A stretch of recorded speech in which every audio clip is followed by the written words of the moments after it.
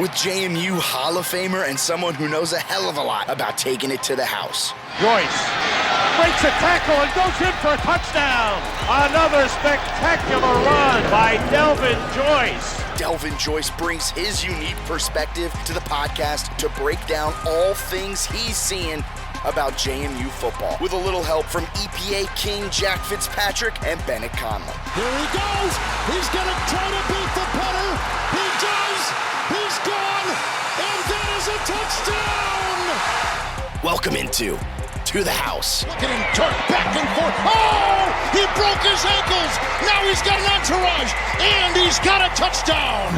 Now, here's Delvin Joyce with Jack Fitzpatrick and Bennett Conlon. JMU Nation, what's happening? Welcome to another episode of To the House. I am your host, Delvin Joyce, the People's Choice. I am joined once again, welcome back, my guy, Jack Fitzpatrick, a.k.a. Jay Feezy, a.k.a. the EPA King, rocking the Christmas sweater. It's early, man. You call this a Christmas sweater? I like it. I call it an ugly sweater. I wouldn't say it's Christmas. All right, how about this? Yeah. It's an ugly Christmas sweater. I'll take it. It's all reliable. It's the old, the house sweater you got lying around. is the one you put on when you don't want to grab a blanket? You just throw a sweater on, right? Exactly. So what's going on, man? How are you? Long time no see. Doing well. Still recovering from the Saturday onslaught that was JMU demolishing Georgia State. Got to see it in person. Got to see you in person. Yeah, and was a fantastic time. How are you?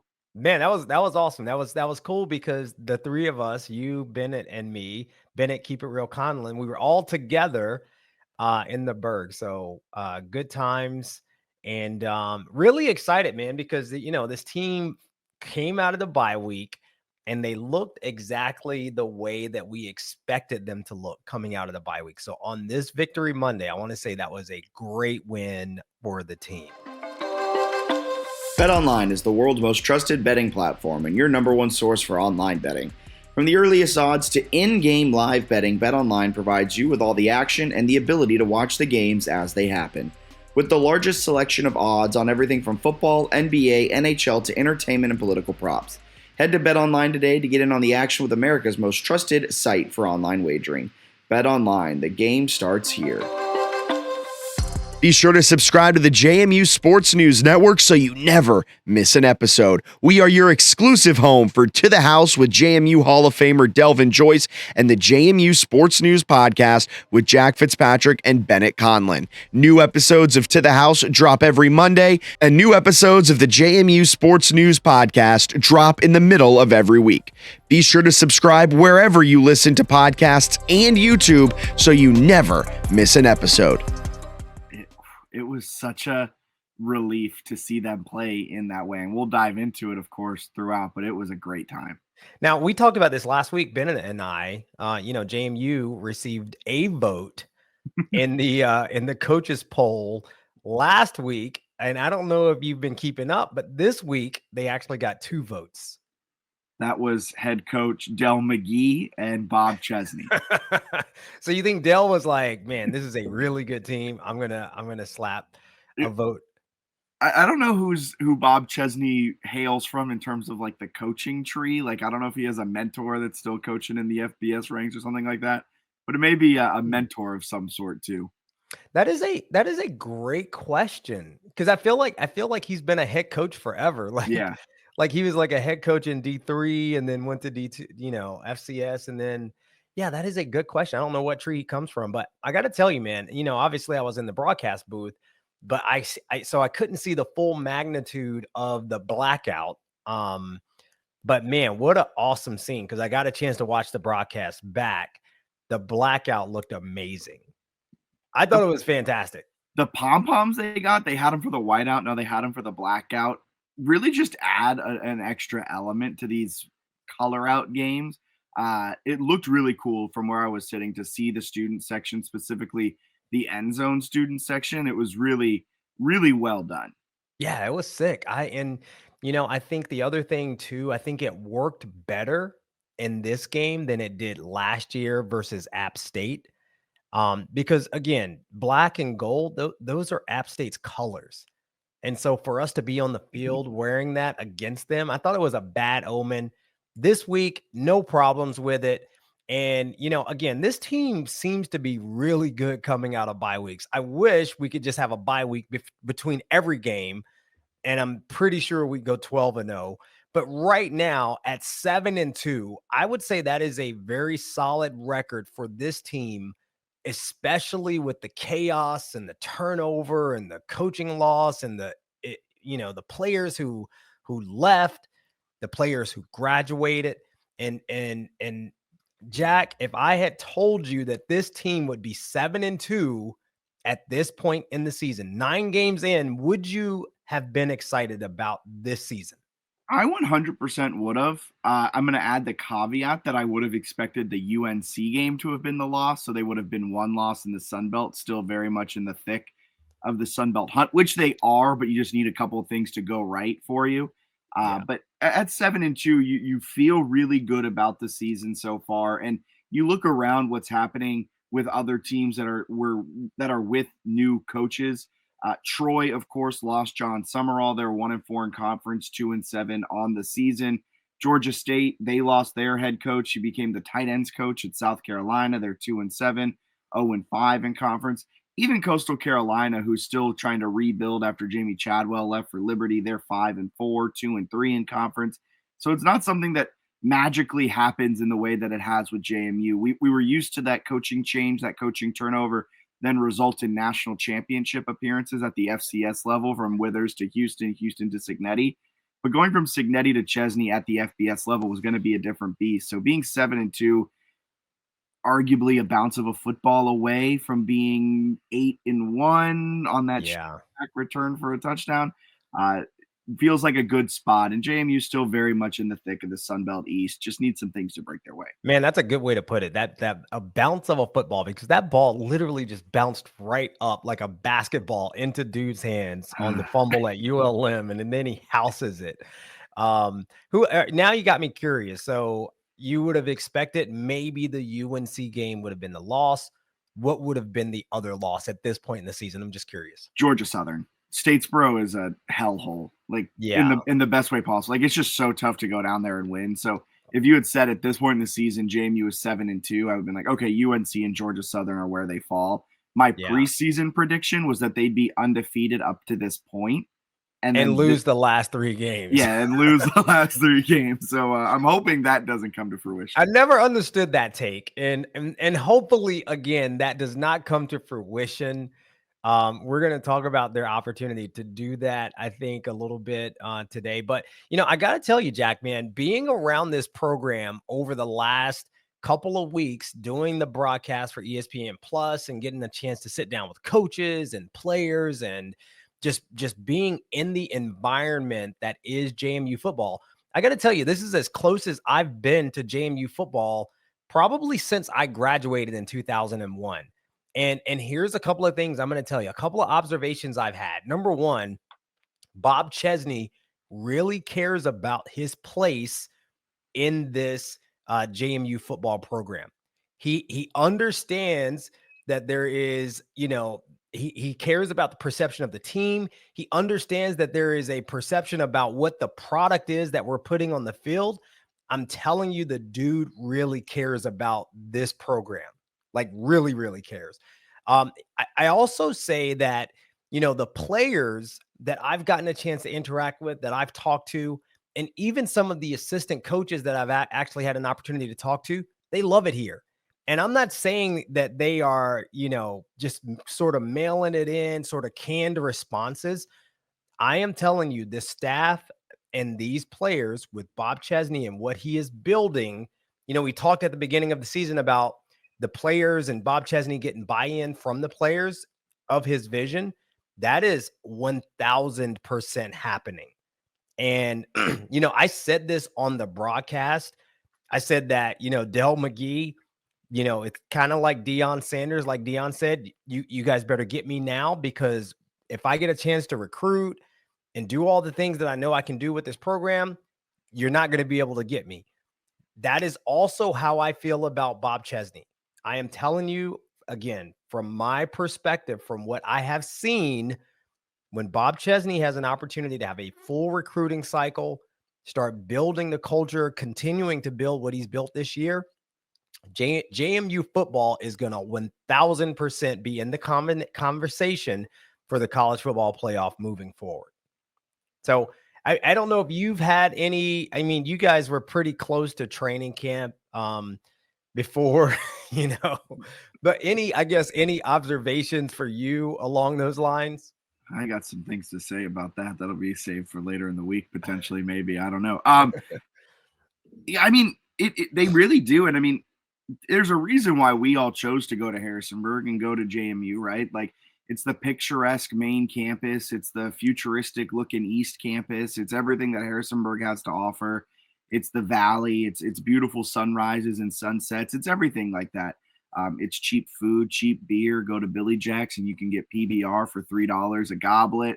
I mean, there's a lot of great things about Harrisonburg, and you do feel it from the players. A lot of them are just very, especially a lot of the older guys, the Lloyd Summeralls of it, I'm trying to think, Packman Mercurys, the Iowa Days. Unfortunately, he hasn't been playing, but these guys who came, Dylan Morris's, with their final year of eligibility, and they're really enjoying Harrisonburg, and they're really, taking it all in and loving the experience they get to finish out their college career in an environment like this. Of course, in Iowa Days' case, we'll be back next year because he hasn't played, but you do feel it.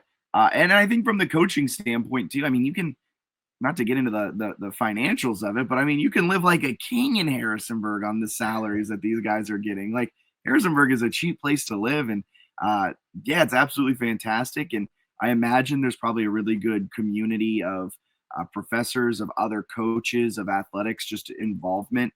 So it is awesome to hear. And yeah, it definitely came across early on in the season that they were just excited to be there. And with Chesney getting a full time, I mean, he was thrown into the fire and immediately had to go into the transfer portal to replace an entire starting defense that is Big Ten, all Big Ten caliber players.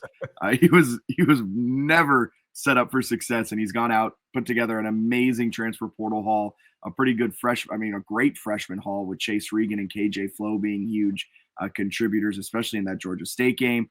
And now a full recruiting, JC Evans even, full recruiting cycle, a full transfer recruiting cycle. This team may be scary next year. Yeah, man. I mean, I'm just telling you, bro, I haven't been as close to a JMU football team as I am to this one, and they are going to be a problem. Now, let's go to that Georgia State game for a second. I thought it was a really, really good performance, and I'm going to start on the offensive side of the ball. I thought it was a great performance by AB3. I thought the offensive line performed exceptionally well. I thought the receivers and tight ends performed really well. And I thought our running backs performed really well. I mean, I would say that this is one of our overall best offensive performances, maybe second or third on the season. I thought it was a really, really dominant performance. I also thought that offensive coordinator Dean Kennedy called a really good game.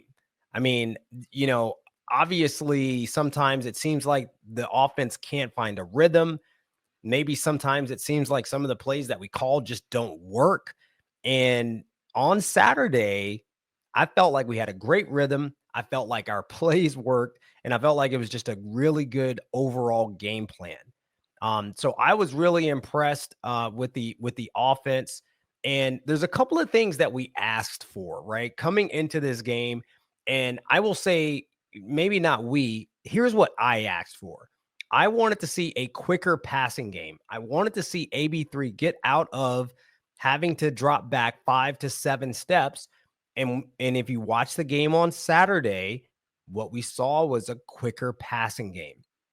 AB3's clock going off much faster, 3-step passing game, 1 step, take the snap, throw the pass, getting the ball out faster into the hands of playmakers. And it wasn't just quick screens. So a lot of times when we saw a quicker passing game, that meant, all right, I'm just going to take the snap and toss it out to a receiver on a quick screen. We saw players coming across the middle, catching slants, which we've been concerned about slants in the past, catching drag routes. I mean, it was an overall really, really good performance. The other thing that we asked for, Jack, was seam routes.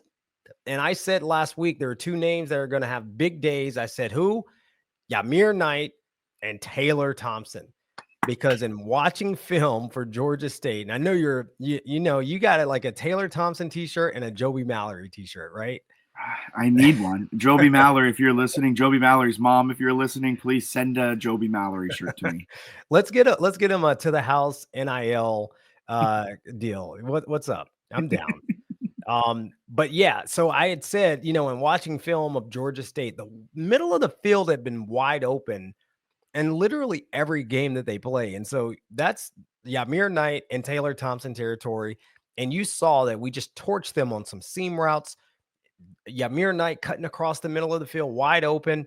It was just a huge opportunity, and we actually exposed those things. That, in fact, that one seam route almost got Taylor Thompson destroyed.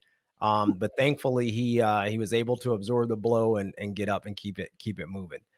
All right, here's the other thing we asked for. We wanted better protection from the offensive line. Now, part of that better protection meant let's get the ball out faster. But Barnett actually stood in the pocket the entire game. Like, I was really impressed with how patient he was in the pocket, because sometimes the pocket was sort of collapsing, but he had time to throw it. And in fact, he was only sacked once. And I think that was because he scrambled and never got back to the line of scrimmage. I don't even think that one should have been a sack, except that he got tackled for a 1-yard loss as a quarterback. Now Georgia State coming into this game only had 10 sacks, so they weren't the greatest pass rushing team, but still got to give credit to the offensive line. I thought they did a great job giving AB3 a really clean pocket. So, Jack, what about you? What did you see, and what do you got on PFF, and what were some of the grades? How'd you know I was going to PFF immediately? Because I saw your face, man. I saw you, I saw the wheels turning. I mean, Alonza had one of his better performances of the entire season. It was his third best performance behind Ball State and North Carolina, of course. His time to throw, shockingly, wasn't extremely low. It was 2.72 seconds. So every time he got the snap, it took about just under 3 seconds for him to throw, which is right around where you want it to be. That is where he's going to be his most successful. And a big reason for that, like you said, is the offensive line having, per PFF, their best game of the entire season, ever so slightly better than the Gardner-Webb game, which I don't particularly remember as being a good offensive line performance, but according to PFF grades, it graded out well. Not entirely sure how that works, but Georgia State, the eye test matches the PFF grade. That offensive line play was absolutely phenomenal. 4 scrambles for Alonza Barnett as well, resulting in positive yardage and first downs. Just, he looked so much more decisive. And I think you were talking about it a few weeks ago. When he starts thinking, that's when things go poorly, because then you're not just reacting. You're not playing the game of football. You're thinking too much. And he was thinking too much a lot. And that resulted in a lot of bad sacks or not really running the football, not scrambling the football. Did a great job on Saturday, finding his open receivers, throwing them open. That Dollison pass was absolutely fantastic. That was awesome. The Taylor Thompson one he dropped was perfectly placed, and Taylor Thompson needs to catch that. Doesn't matter. They still scored on the drive. But, I mean, that was Alonza's best game since Ball State, without a doubt.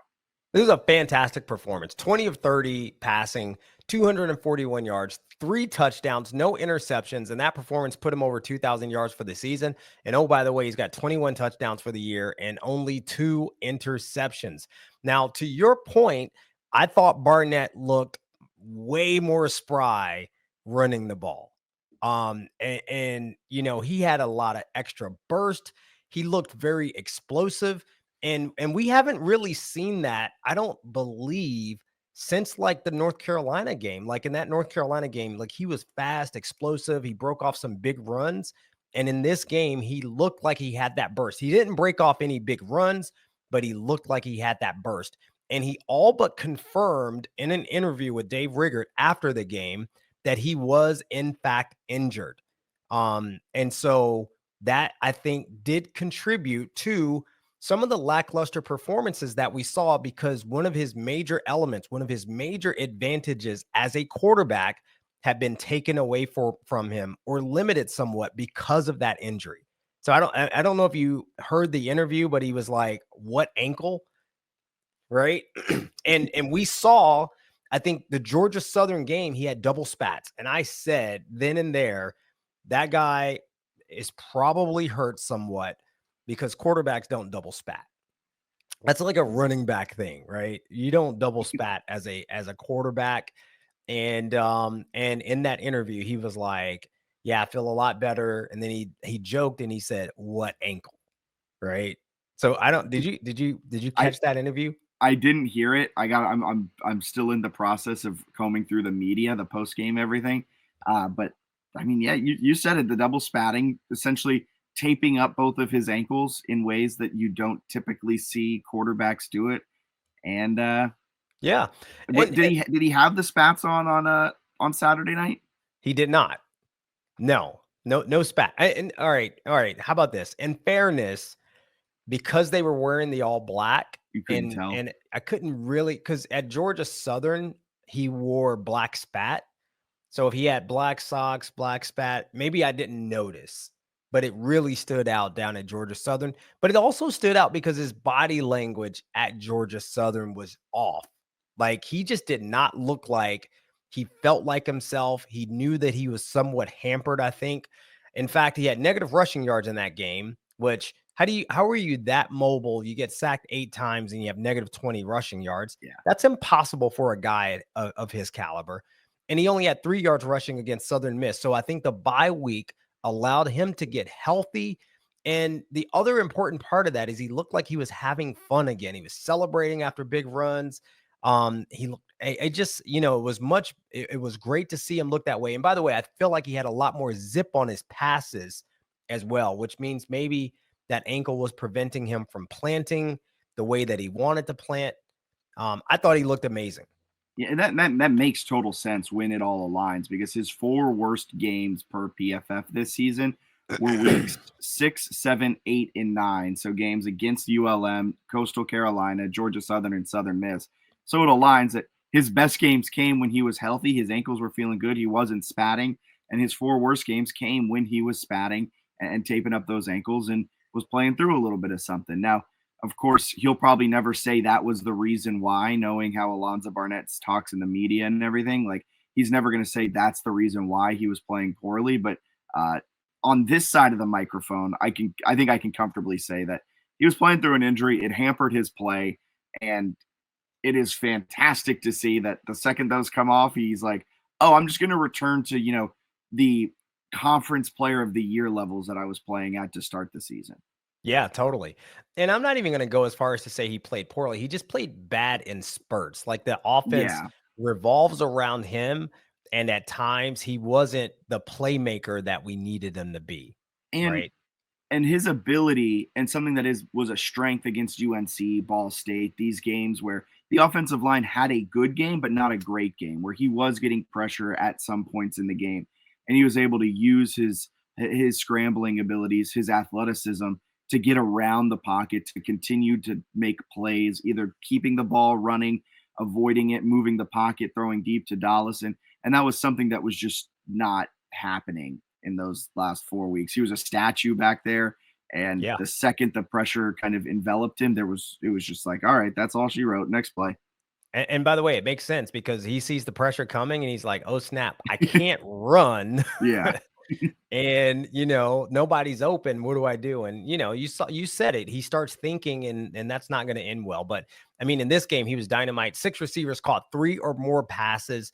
Our boy Dollison, after not getting targeted versus Southern Miss, caught 3 for 59, including that 52-yard pass play, which was, I mean, to me, that is the big play ability that you see in Omarion Dollison. That was the big play Dollison that we have seen throughout spurts in this season. And so for him not to be targeted in the Southern Miss game and then to come out and have that big catch that really set the tone for this game, I thought was awesome. Yamir Knight, 4 catches for 65 yards. I knew he'd have a big day. Taylor Thompson, 3 for 42, should have been 4 for 100 because he was going to hit his head on the goalpost on that one.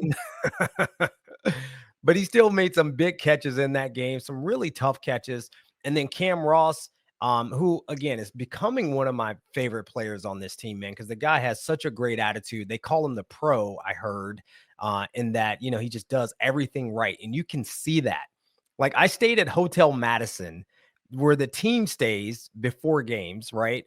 I wake up on Saturday morning to go get my coffee and start preparing for the broadcast. It's like 7 a.m. I walk by the gym. Guess who's in the gym working out? At the Hotel Madison. Good for him. Good for Yeah, Cam Ross. Cam Ross is in the gym, like legit with his shirt off, working out, like beasting it out. I'm like, yo, you got a game today. Like, what are you doing, my guy? But it's just, the guy he prepares himself like a pro from all accounts. And I think, that's part of it. The other thing that I was excited about, though, was the running game. And again, this is another place that I got to give props to the O-line, because this is one of those areas where I feel like it's starting to come together. Even with Tanner Morris getting injured, we had the backup Brett Davis come in, and I felt like he played exceptionally well. But they dominated the line of scrimmage, so much so we had 211 yards rushing. Carter Sweezy is a pro. Carter Sweezy is a pro. Carter Sweezy is so like, seeing him on the sidelines, you're just like, that is a pro's build. Like, the dude is a mammoth of a human. And then when you put him in the offensive line, it just seemed like all of the interior issues that JMU had been facing since he went out. I forget which game he even went out in, but ever since going out, the offensive line had taken kind of a step back. You have guys playing out of position. You have guys playing more snaps than they were accustomed to. Carter Sweezy fixed a lot of issues, and it just made me realize, he's going to be playing on Sundays. Yeah, we got to have him out there. And by the way, what a nice guy. Like, the entire offensive line, Cole Potts, Tanner Morris, Carter Sweezy, McMurtry, like, all those dudes are just super duper nice guys. But I saw Sweezy before the game as well, just hanging out in the lobby at Hotel Madison, and he's just always got a smile on his face. He always greets me with a smile, just like a good dude, man. So I was really happy to see him back out there. And by the way, our boy Shady Petaway, 13 carries for 95 yards. Now I gotta ask, like, if you go back and look, this is the fourth game this season where he has exactly 13 carries. Like, do they have a pitch count on Shady Petaway? You were the one talking with Dean Kennedy this last week. You got to ask these questions. Man, I got to ask. Like, I want to ask, because there's no way, like, that's got to be a coincidence that, like, in 4 games this season, you've gotten exactly 13 carries. And that's such an interesting number, because it does feel like almost intentional now, where it's too often to be a coincidence. Why 13? Why not 15? Just give him 2 more carries. Take a carry away from Wayne Knight. Take a carry. Granted, the Camarion Baldwin and Joby Mallory carries were late in the game in garbage time, but just felt very interesting. And I want to get him over 100 yards. Like, give him 14. Let him get the other 5 yards. Let's get another 100-yard game under his belt. Game was fantastic. It was awesome. Fantastic stuff. Dean Kennedy was great. There was one drive, though, where you're just like, why didn't we run the ball there? I think it was the first drive of the second half where it was like, we just punted on, like, after a 10-yard screen or whatever it was to get the second half rolling. Yeah. And then the next 3 plays were like incomplete punt. All right, cool. Take 2 of those. Your boy Shady Petaway is averaging 7.3 yards per carry. If he just had 1 more carry, he would have had over 100. Yeah, exactly. Now, I am still waiting for, like, that super explosive play. It was almost there. And I feel like every week it's almost there. Like, it's like he's got to make 1 more guy miss. He's got to break 1 more tackle. He's got to, like, I don't know what it is. Like, he sometimes loses his feet when he's like, man, you're almost there. But I think it's coming. I think he is saving his best for these last 3 games of the season, because I think if we are going to have success, Shady Petaway is going to have a monster couple of games. If I were to coach him up a little bit, I would love to see him lower his pad level a little bit. He does run high at times. And, sometimes when you run high, you're going to get jacked up a little bit. So I'd like to see him lower his pad level. But your boy Joby Mallory comes in, 9 rushes for 60 yards. And that's listen, we got to figure this out. I have to figure this out. Like, what gives Like, why is Joby Mallory not getting 10, 15 carries a game? He had one run where he like shoved off 4 different guys. I think in the end it was like a gain of 5 or 6, but like he's so good. He's so good Yeah. when he touches. Granted, he may be playing against Georgia State's twos. I don't know how many twos they had in there, but like he's good at football. But he's got twos blocking for him. You heard me say that last week. Yeah, I mean, yeah. come on, man. Like, I just, there's got to be something. There's some reason why this guy isn't playing, because every time he touches the ball, I think as a former professional NFL running back, I think he looks pretty good in the backfield. So he's also an offensive lineman that can run at 20 miles an hour. That's just not fair. Yeah, I mean, I think he may play a role. We'll talk about this as we talk about Old Dominion, but he may play a bigger role. But overall, not a whole lot of complaints on the offensive side of the ball. I really love the quicker passing game.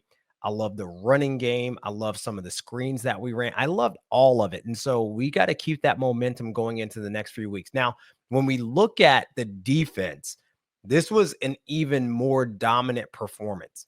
And I watched a lot of film on Georgia State as I was preparing for the broadcast, because obviously I had to be able to talk about, what they do really well. And, on offense, several things that they did really well coming into this game that they could not do against us. One of those was actually run the ball. I mean, those running backs that they have, Freddie Brock and Michael Dukes, those guys are actually really good, explosive players who have gashed teams coming into this game. In fact, if you look at their performances, Georgia State's performance against other teams, the only team that really, really beat them was Georgia Tech. All the other games that they have lost were like one possession games, really close games that they were in. Now they're going to look at it and say, we lost to Georgia Tech and we lost to James Madison. All the other games that we lost, we actually had a chance to win. And a lot of it was because of that running back performance from Freddie Brock and Michael Dukes. The other thing that they've been able to do this season that they were not able to do against our defense was get the ball to their star receiver, Ted Hurst. I mean, this dude has been torching teams. He had 7 catches for 128 yards and 2 touchdowns against Vanderbilt. And he had 1 catch for 8 yards against us, right? I mean, they shut him absolutely down. So, I mean, I need you. I mean, I know you got the PFF ratings on the defense. Like, I'm very, very curious how our defense graded out on PFF. I wanted to give you a heads up so you'd be prepared to do that. But I was like, he's the EPA king. And of course he's going to come prepared with that. Yeah, they graded out at a grade of 78.7, their second best defensive performance of the season behind the Ball State game. So the eye test matched up with what the defense did well. They did just about everything well. Eric O'Neill was the best player. He had a 78.2 defensive grade, 76.3 tackling, was a monster with a 75.6 grade in pass rush. I mean, the defense just was very good, just very consistent, just didn't let Georgia State do anything. Georgia State would get maybe a little bit of a chunk play here, a little bit of a chunk play there. But at the end of the day, Georgia State finished with a negative 0.2 EPA per rush and a negative 0.2 EPA per dropback, which is very bad. And among all the games that were played, it was in the 26th percentile in passing and the 17th percentile in rushing. Just not a good day at all.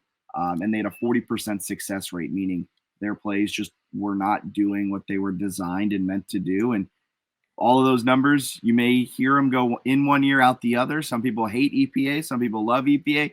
What that just says is that the defense played an exceptionally great game at allowing Georgia State to do nothing effectively.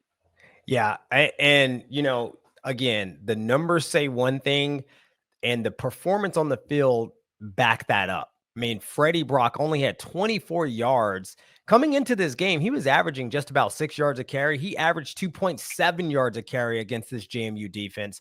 They held Georgia State to 46 yards total on the ground. And the big one is that we got 9 sacks on Zach Gibson. And Zach Gibson is not an easy quarterback to get on the ground. He's very elusive. He hadn't been sacked very much coming into this game. We sacked the dude 9 times. And one of the guys that I was really impressed with, Amar Thomas, had a game, right? He had a really, really nice game.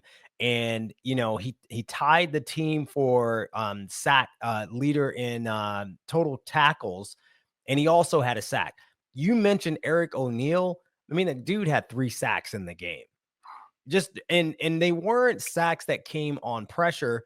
It was Eric O'Neal beating his guy one-on-one. And let me remind you, this dude was an FCS player last year. He's a junior this year. I mean, keep this dude out of the portal. We got him back next year, and I think the guy has an NFL caliber season in 2025. He's that kind of talent. It's really cool to see the numbers starting to back up what we've been watching him do this season, because in the Charlotte game, I don't think he finished with the TFL or a sack, but you just watched the game in person and he was moving the pocket. He was demolishing the tackle that was tasked with trying to slow him down. And it was like that for a lot of the beginning of the season, where he wasn't getting the counting numbers and he wasn't getting the love I think he necessarily deserved, because the box score just wasn't giving him the love. But right, like the defensive coordinator, Lyle Hemphill, every player on the defense would have probably in the first 4 or 5 weeks of the season pointed to Eric O'Neal for the reason why things were working, because he was just doing his job, putting his head down and moving the pocket. Bennett found this stat, or I guess compiled this stat, that since the start of 2022, Eric O'Neal has 157 tackles, 55.5 tackles for loss, 22 sacks, 2 interceptions, and a pick 6. I forgot about the pick 6.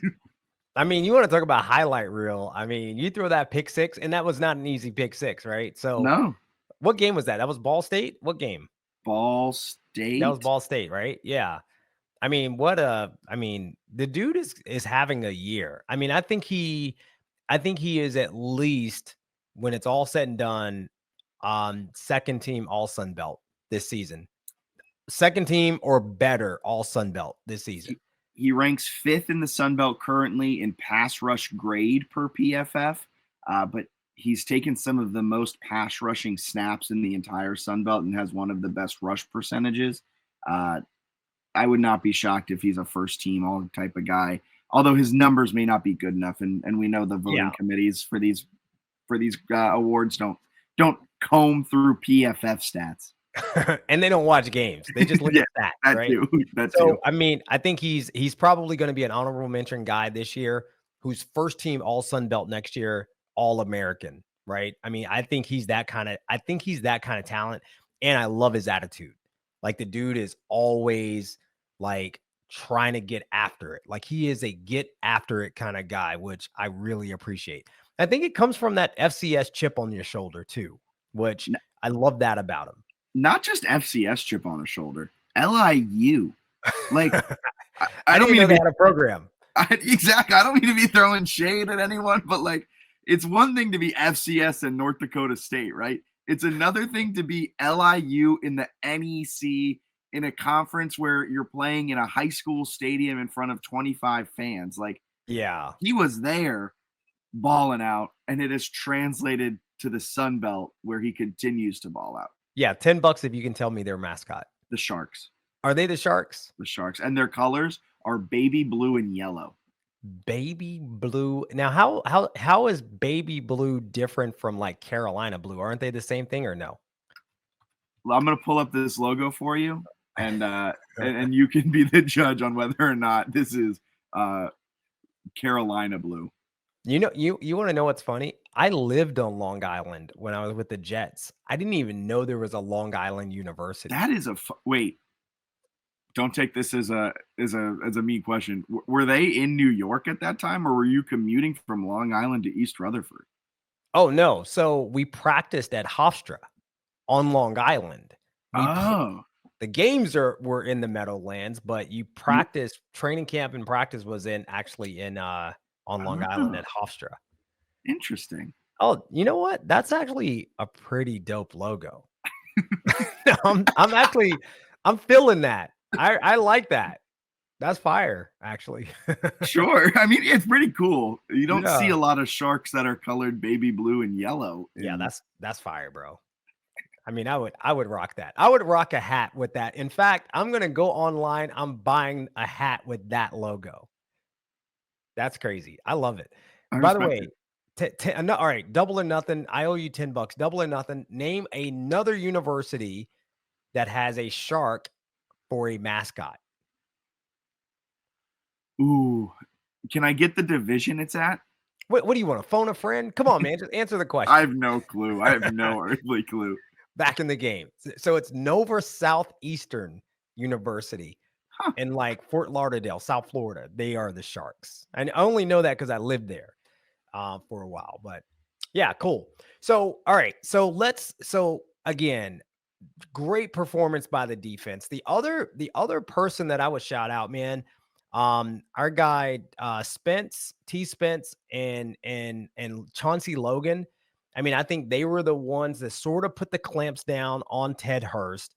And I think a lot of times they were in single coverage on him. I mean, they had some zone stuff that they ran where Gibson couldn't really get the ball to him, but they usually throw the ball to that guy, whether he's open or not. And a lot of times they tried to throw it to him even when he was covered, and we shut that down. So I was really, really impressed. Terrence Spence finishes with 2 PBUs, just 1 tackle, meaning they didn't throw to his side of the field a whole heck of a lot. That's right. Exactly. Not just one tackle. And he had a block kick, like Yeah. right on the field goal. So All dude knows how to do is block stuff. the dude is amazing, man. And I got to give credit to Hemphill, man, because I would say that defense performed inspired. I'm going to talk about that when I take it to the house. But I also think that they played very, very aggressive. I felt like it was a very aggressive game plan. I mean, we brought some blitz packages. We did not hold back. And I think that's been a theme that you have seen since the Georgia Southern game, because Hemp was very candid about the fact that he had not been in that game as aggressive as he thought he could have been. And he felt like if he could get a mulligan on that game, if he could have been more aggressive, they would have won. And so I think that's going to be something that we're going to see going forward. I mean, they shut Zach Gibson down. That guy's been able to get out of the pocket on everybody that they played against, but he had -6 rushing yards against us. And he has torched some teams with his legs. Yeah, and the linebacking core looked really good without Jacob Dobbs. Jacob Dobbs was out still with his hamstring. But Taurus Jones, Ray Scott, Gannon Weathersby, and Trent Hendrick all combined to really be a pivotal role in shutting down Zach Gibson, because those linebackers on the blitzes, if they were spying, whatever they were doing, they did a good job of containing him, holding him in the pocket, and letting Eric O'Neill go to work and Amar Thomas go to work, and even Emmanuel Bush on the inside, Chris Fitzgerald on the inside. Everyone played an extremely, extremely important role in slowing down Zach Gibson and slowing down the Georgia State offense in that front seven.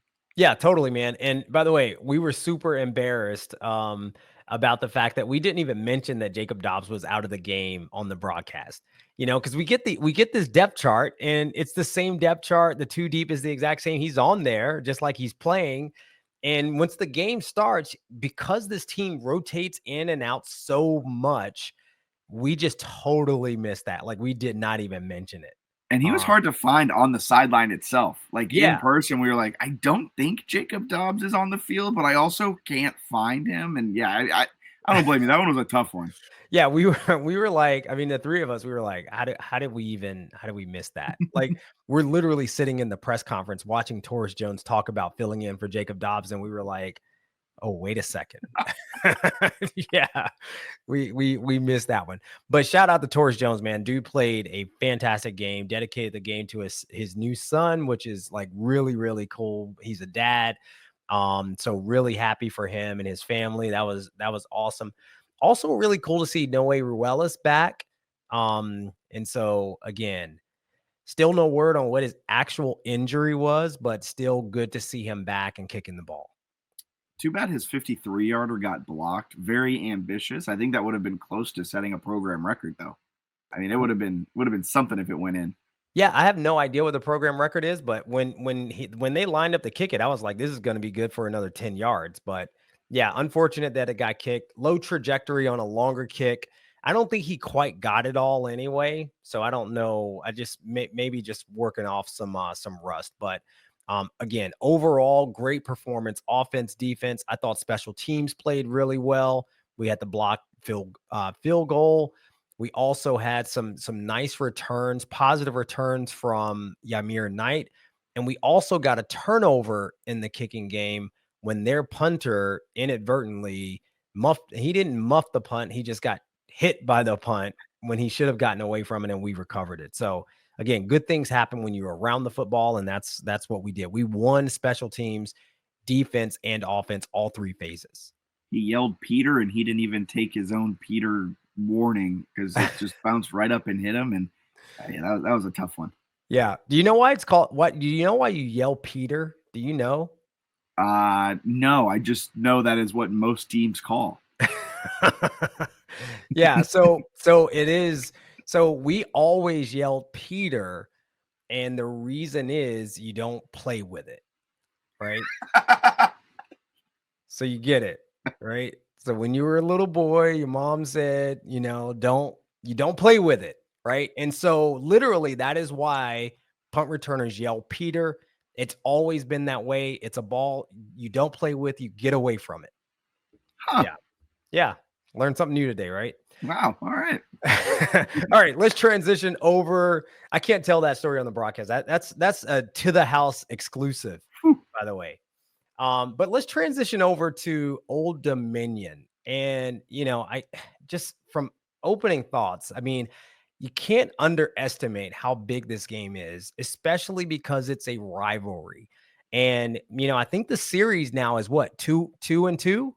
I mean, they beat us 2 years at the FCS level, and then they bounced and went to the FBS, left us in the dust, and we were like, yo, where are you guys? We need another crack at you. And of course, we've beaten them the last 2 years, so we've gotten even with them. So this game for me has even more importance because this determines who's going to take the leg up in this, in this series, the royal rivalry as we call it, right?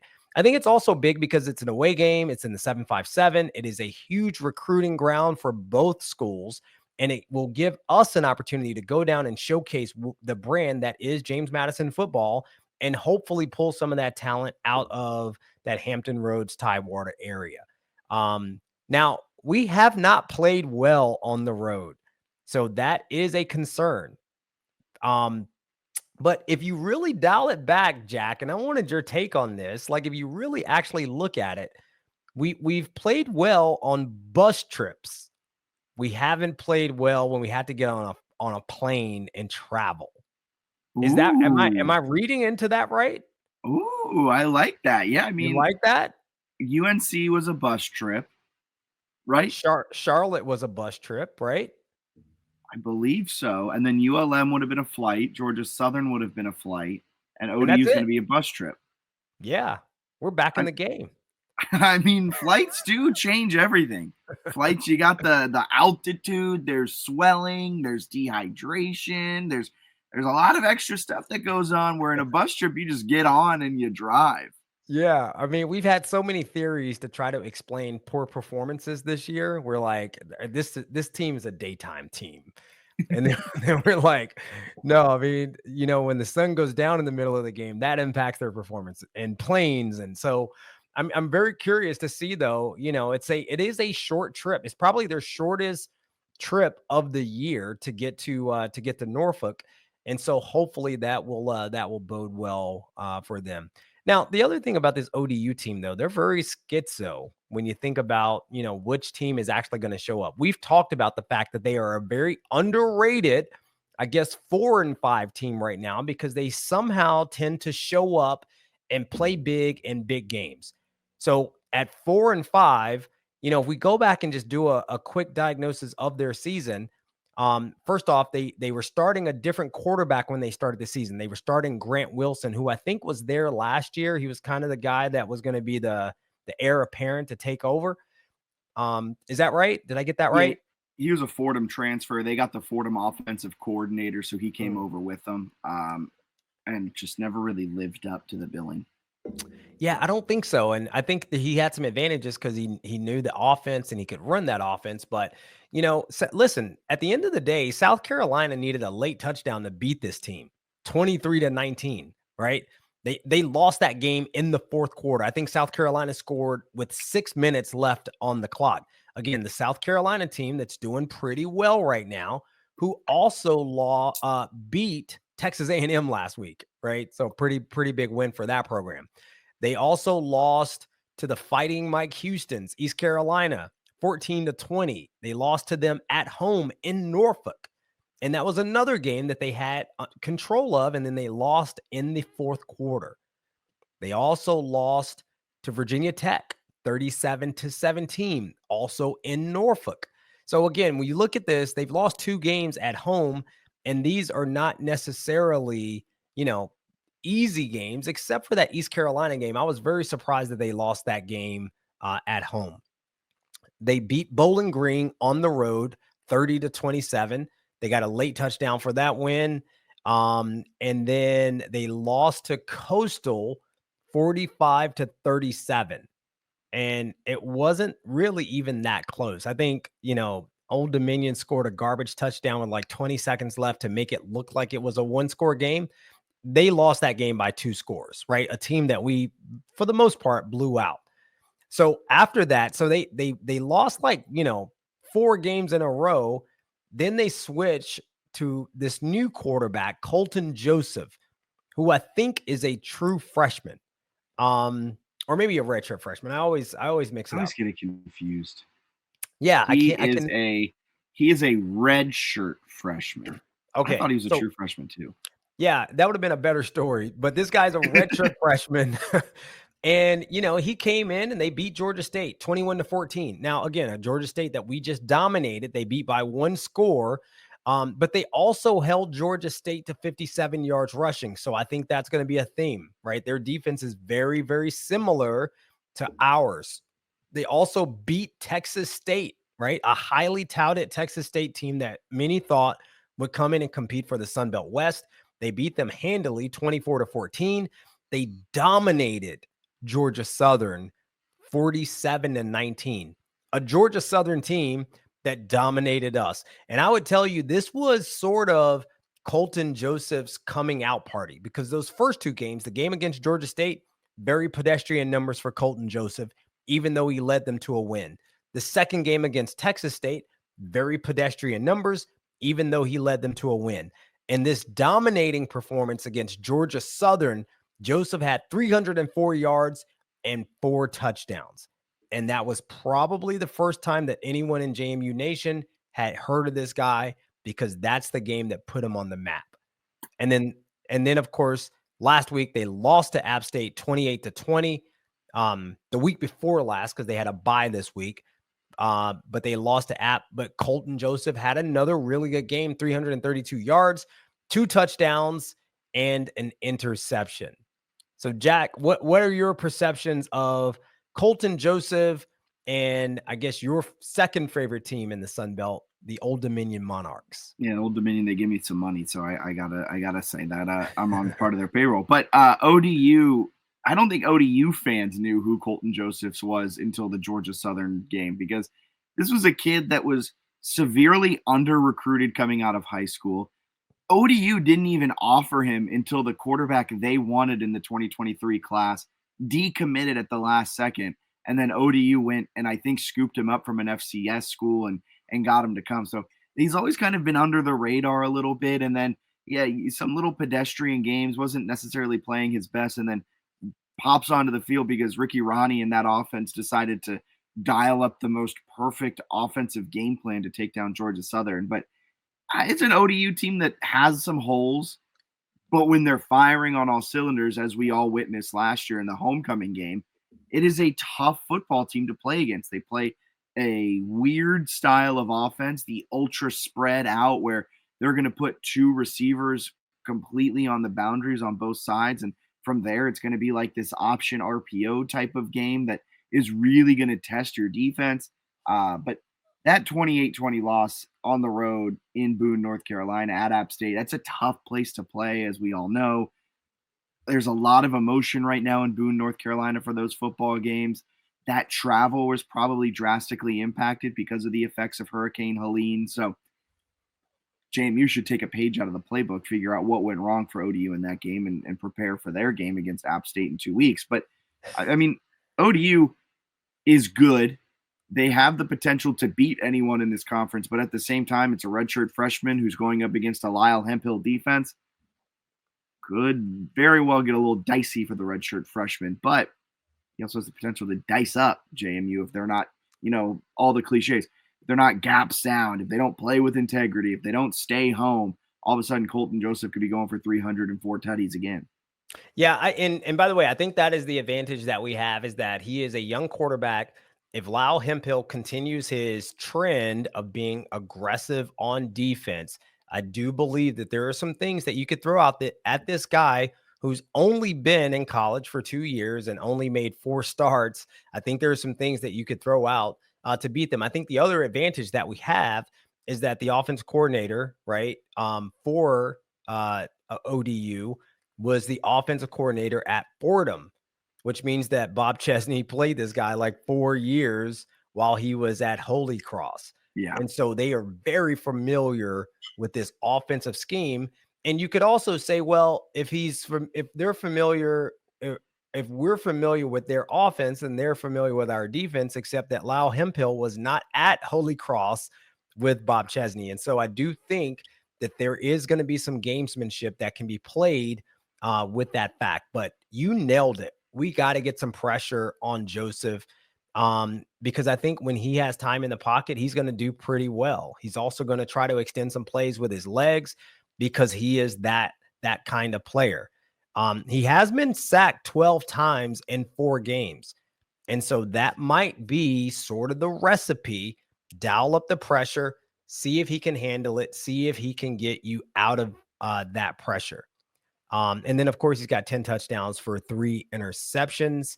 And again, I'm looking at this on defense. I don't know. I think the key is just getting some pressure on Joseph. Their running backs are nothing special. They're very capable, right? They're college running backs. I don't think there's anything that I see on film that makes me afraid of these guys. But I think they will try to be pretty well balanced. I think the key on defense, though, is to stay aggressive. Now, on offense, for us, again, I think the recipe that we put out there this past week is also something that we'll have to utilize this coming week. I think on offense, right? That quick passing game, I think that same recipe will work against this ODU defense. ODU on defense, they are very aggressive, though. And they also have some really exotic looks, not only up front, but also in the secondary. So these are things that hopefully, we're going to get an opportunity to see looks like this in practice this week and really get comfortable with it, especially for AB3. Obviously, there are some teams that have had a lot of success throwing the ball against this team and running the ball. So we just got to figure out that recipe and sort of duplicate it. I'm a little worried in this game. Granted, the Georgia State game quelled some of my fears, but JMU still is averaging a 3rd and 7.4 to go, 7.5 if you want to round up, which is 107th in the nation. And it's an ODU defense that has been exceptional at forcing 3rd and longs this year. They're forcing opponents into 3rd and 8 on average, the 12th best mark in the entire nation. So JMU was in a lot of 3rd and manageables, and they seem to have focused a lot during the bye week on early down success rate, so they're not setting themselves up to be in these 3rd and longs. But I need to see a second week of it. I need to see that Dean Kennedy has kind of figured that out, and they're not putting themselves behind the 8 ball. A huge test this weekend against one of the nation's best at forcing 3rd and longs. Yeah, and you I think part of the success that ODU has in those early downs is they do a lot of movement up front. They move people around. You'll see they're very active on the defensive side of the ball pre-snap. And so, for us, we're calling in this play. We're talking to Alonza. We're saying, look at this, look at that. Be on the lookout for this. Call out the mic. The mic's over here. And then the microphone, the comm system goes dead at 15 seconds on the play clock. And so right at that point, that's when you'll see Old Dominion will start moving their players around. That's so smart. That is awesome. Yeah, it's awesome. And so, and again, for the offense, the protection and all the blocking schemes are based on who is the Mike backer on that defensive side of the ball, right? I don't care if the Mike backer runs, all the way to the end of the defensive line and there's somebody else in the middle of the field. If AB3 identified the guy that has now moved to the end of the line of scrimmage as the Mike, they're still running the protection to that Mike backer. Now, I guess there is a scenario where you could change that, but it's really, really hard to do in the moment. And those are some of the things that really get offenses out of their rhythm and get them behind the chains on first and second down, which, to your point, leads to that lower success rate and puts them in those 3rd and 8 sort of situations. So hopefully they've done a masterful job this week looking at film. The defense is hopefully giving, and the scout team are giving them really good looks so they can practice this, because they got to get them out of pressure. They are going to see some exotic brick blitz packages, and they got to get them out of that pressure. Sorry, go ahead. No, go ahead. This will be a really big test for Dean Kennedy, because, correct me if I'm wrong, but it feels like when you're playing this type of defense, almost oversimplifying it is the way to go, where you don't want to give your quarterback too many things to try and diagnose pre-snap, because in a blink of an eye, it can all completely change. And you could then be setting yourself up against the play clock. So it almost should be just a simple game plan where you're running the football, attack make your blocks, do everything. Dean Kennedy at certain points this season has seemed to overcomplicate the offense and calls the game like he's trying to get a little cute with it. It'll be interesting to see how he approaches a game where, sometimes it might be as simple as the left side of the line is blocking their tails off. Keep running it there until they stop it. I think the way to combat a very exotic defense, I guess you can say, or a movement heavy, could just be, and correct me if I'm wrong again, it could just be oversimplifying everything. Yeah, I mean, I think that to that point, Chesney talks a lot about just winning your one-on-ones. And so we don't have to do a whole lot of like crazy stuff. Just beat your guy. Yeah. And I think that as long as we line up and our 11 beat their 11, irrespective of the call that's been made by the offensive coordinator and or their defensive coordinator, we win.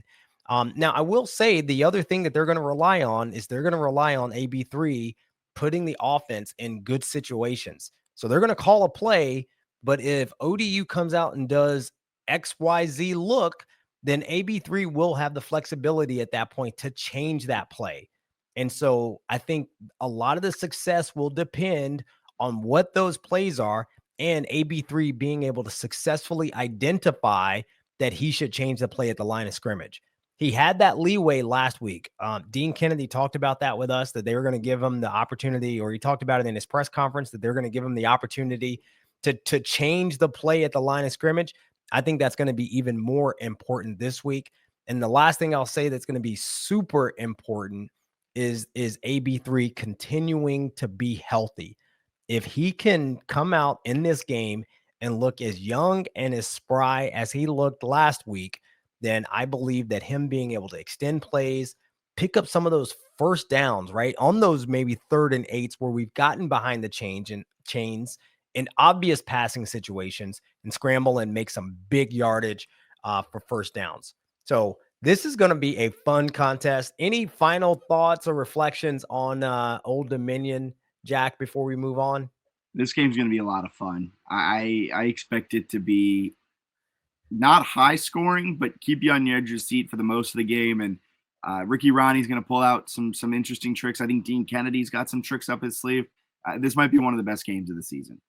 Yeah. Wouldn't it be something, though, if it's a blowout? Like JMU just goes down there and just absolutely 2022 dominates them. Yeah. I feel like they've got that kind of performance in them. And I love that Chesney is looking at this as a 4-game season. Now they're 1-0, right? Yeah.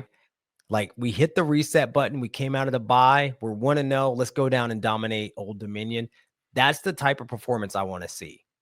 So nationally televised, ESPNU, We get some style points, by the way. You beat a team like Georgia State the way we beat them. We go down and dominate a Old Dominion team, beat them convincingly. Then you lay it on an App State team and a Marshall team, finish 10-2. We crack the top 25 if those wins are convincing. All right, Jack. You know what time it is. Time for what you're talking about, Willis. What you talking about? What you talking about? What you talking about? What you talking about, Willis? All right, so this one hurts, man, because it's from one of my other favorite podcasts that I really like to listen to. I like to listen to this podcast called The Group of Five Guys, and I don't know if you listen to the Group of Five Guys. I like them because they are all about highlighting the Group of Five, making sure because the traditional national sports media doesn't give the G5 the type of love that they actually deserve. And so these two dudes, I think they are Middle Tennessee State grads, the team that we absolutely boat raced in our first game at the FBS level. But I think they went there, but they really do a good job, I think, of covering and highlighting the entire G5. So much so that a lot of times I think they throw shade at P4 teams. And part of what you're talking about, Willis, this week was they threw some shade on probably, I think, for my opinion, maybe the best quarterback at the P4 level right now, maybe one of the best in all of college football. This past week, they said that Cam Ward, after the Georgia Tech loss, by the way, they said that Cam Ward is not a good player. Cam Ward is not a good player. Group of Five Guys, what you talking about, Willis? Now, they also said that Miami was probably overrated and they didn't think that Miami was great. And maybe I could give you that, maybe. But to say that Cam Ward is not a good player, not that he's overrated, not that they don't like his game, but to say that he sucks, I got to say what you're talking about, Willis. The guy leads the nation in passing yards, right? The guy also has, I think, the most touchdowns in FBS, right, of any quarterback. And he also has the 5th best quarterback rating in the country at 174. So, man, to say the guy's not a good player, what you talking about, Willis? What do you think about that? Cam Ward ranks 3rd in the entire nation in passing grade per PFF. Yeah. That right there ends the conversation. It ends the conversation. Those are unbiased eyes watching the game, literally grading every single thing he does. And they have said that he is the 3rd best quarterback behind Curtis Rourke of Indiana and Jackson Dart of Ole Miss. Yeah. So, I mean, again, you could say you don't like his game. You could say you think maybe he's overrated. You can't say he's not a good player. What you talking about, Willis? All right, Jack, let's go ahead and take it to the house, man. So, we talked about Lyle Hemphill a lot on this pod, but last week during a defensive unit meeting, JMU defensive coordinator Lyle Hemphill asked the seniors on the defense to stand up. And he reminded them in front of their teammates that the next 4 games of the season could possibly be the last 4 opportunities for them to ever play football ever again. Now, from all accounts, this was a very emotional moment for those players who may have considered this sobering fact subconsciously, but maybe it was their first time having to process and acknowledge this reality. And maybe it worked because the Dukes went out and had one of their most dominant performances of the season. Dominant and inspired. Inspired by the idea that something they truly love may soon end. It's funny how scarcity motivates behavior, how the risk of losing something can force us to appreciate it more, how we may take things for granted until we realize that they could be taken away from us forever. The key, I think, is gaining that perspective, that appreciation before the threat of imminent loss. Hopefully, that was the lesson for the underclassmen on the team too. Because how much harder would you work? How much less likely are you to complain? How much more important would the little things become? And how might your performance improve? Now, of course, there are a lot of parallels between life and football, But this one is perhaps one of the most important because just like football careers end eventually for everyone, the beautiful journey of life will also end eventually for everyone. So maybe take time to acknowledge this fact, process it, and spend each moment that you have on this earth being the best version of yourself, complaining less, appreciating more, showing gratitude, making a difference. Because unlike the seniors on this team, none of us knows how many more games we have left in the game of life. And Lau Hemphill won't be there to remind us. All right, JMU Nation, we have taken it to the house. Thank you so much for tuning in. I am excited about the Dukes going down to Norfolk and getting a dub. Jack, tell the people how they can find, follow, like, subscribe, all that good stuff for To the House and the JMU Sports News Network. I noticed you didn't make Bennett do this last week, but I'll do it begrudgingly. You can follow us at JMU To the House on Twitter and Instagram. And you can follow along on YouTube. Just type in the JMU Sports News Network on the YouTube search bar and we'll pop right on up. Be sure to subscribe, like, leave a comment if you're watching on YouTube. And please leave us a review. You can subscribe wherever you listen to good podcasts, Apple Podcasts, Spotify, anywhere you listen to good podcasts. And please leave us a good review. Maybe write a couple words about how much you like listening to Delvin Joyce. And we would really, really appreciate that. And you can find us at our home on the web, jmusportsnews.com. See, that's what I make you do it, man. You're so good at that, bro. I love it. I love it. Thank you all for tuning in. Let's go to the house. Go Dukes.